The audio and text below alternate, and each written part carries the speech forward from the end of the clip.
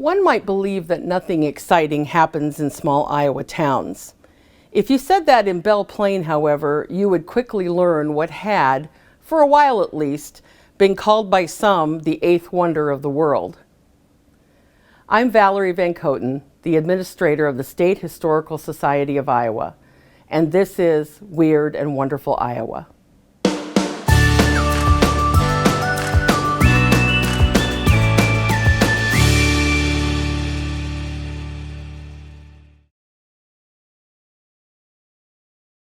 By 1886, Belle Plaine was a growing town in central Iowa, about 90 miles east of Des Moines.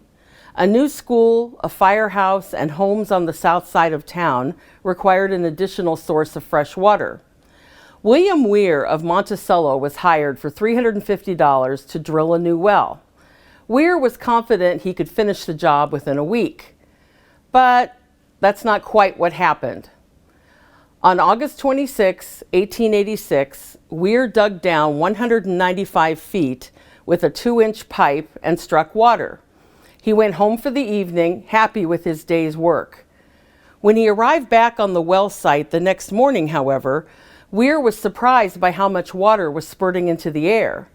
By that afternoon, the water was gushing 8 feet high with a 1.5-foot circumference. It turns out that Weir had tapped into an artesian vein far under the town of Belle Plaine. Artesian veins are trapped inland seas, left over from the last ice age. On the north end of town, the vein was at a higher grade, but the south side of town, where the new well was being dug, was lower. Tapping into the vein there was like popping a bulging balloon. Weir tried several things to get the flow under control, but by late that afternoon, the south side of the town was quickly beginning to flood. Weir realized that the job was beyond him. He left town and didn't return. A worried city council met, not sure what to do. They looked for someone with a pile driver, all the while the unending gusher was belching sand, rocks, and petrified wood. A few young men looking for a quick buck began selling samples of the water to the visitors, who were fast making their way to Belle Plaine. The city finally located a pile driver, and Eugene Palmer of Palmer Brothers suggested using a boiler flue to stop the surge of water. With some effort, the boiler flues were pushed into the well. This seemed to work.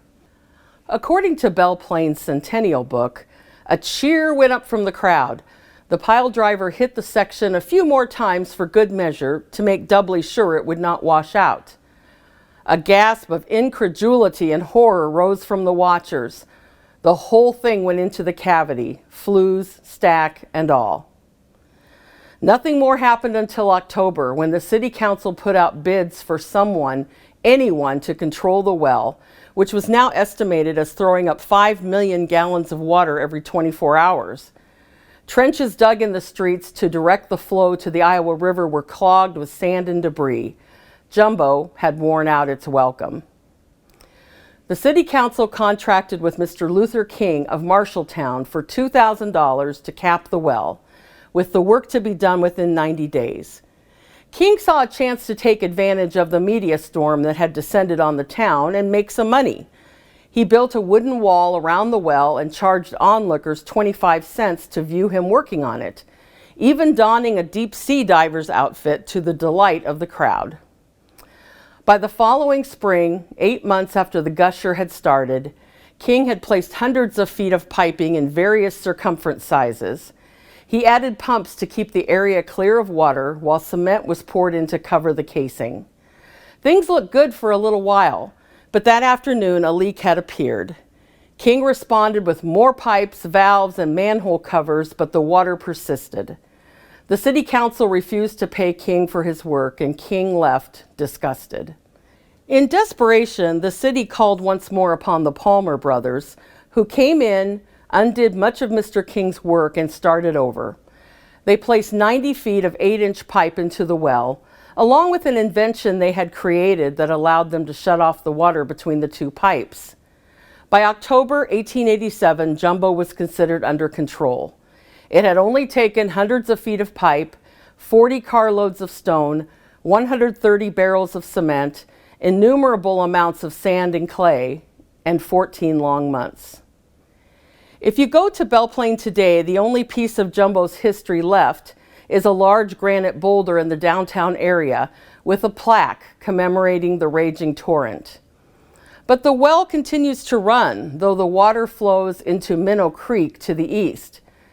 However, there are signs that Jumbo still isn't to be messed with. In 1984, the Iowa DNR's Geological Survey researcher drilled a test hole into the aquifer. His efforts to contain the geyser took a few hours, not 14 months, but he was quoted as saying, "We were about 5 minutes away from making Good Morning America." Join me next time for another episode of Weird and Wonderful Iowa.